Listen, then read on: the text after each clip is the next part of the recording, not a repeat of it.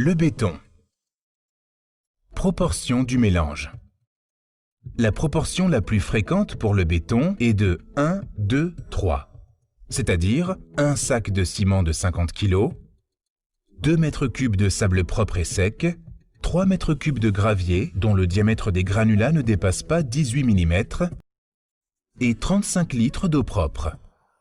Il ne faut jamais utiliser du sable de plage ou de l'eau de mer, parce que le sel fait rouiller les armatures en acier et endommage le béton. Mélange du béton. Le mélange du béton ne doit pas être fait directement sur le sol naturel parce que le contact avec la terre ou le sable peuvent modifier sa qualité. Il faut toujours réaliser le mélange sur une surface propre et dure comme sur du béton ou des planches de bois. Il existe 2 façons pour mélanger le béton, à la main ou avec une bétonnière. Le mélange à la main doit se faire de la manière suivante. 1. Faire un tas avec le gravier, le sable et le ciment, mais sans ajouter l'eau pour l'instant. 2. Avec une pelle, faire un nouveau tas, puis déplacer celui-ci à nouveau vers le premier tas, pelle par pelle. 3. Une fois le mélange terminé, ajouter l'eau et mélanger à nouveau. Test du béton. Pour vérifier que le mélange du béton est optimal, on peut faire le test suivant. Prendre une poignée de béton dans la main. S'il coule entre les doigts, le béton contient trop d'eau. Un mélange n'est pas bon non plus s'il est trop sec. Il faut pouvoir faire une boule avec le béton.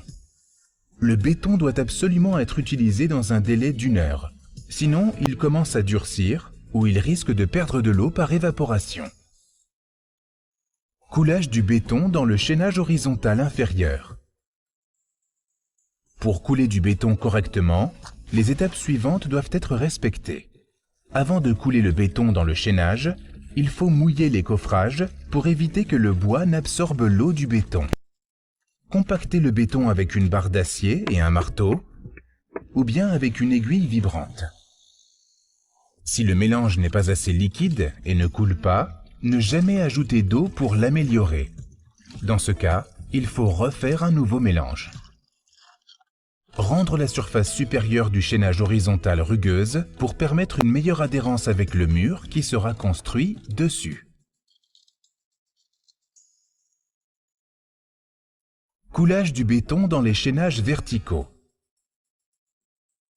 Comme pour les chaînages horizontaux, les coffrages des chaînages verticaux doivent être mouillés. Ne pas couler plus d'1,20 m de haut par jour. Le coulage doit se faire par couches successives de 30 à 50 cm. Chacune de ces couches doit être compactée à l'aide d'une barre d'acier et un marteau, ou bien avec une aiguille vibrante.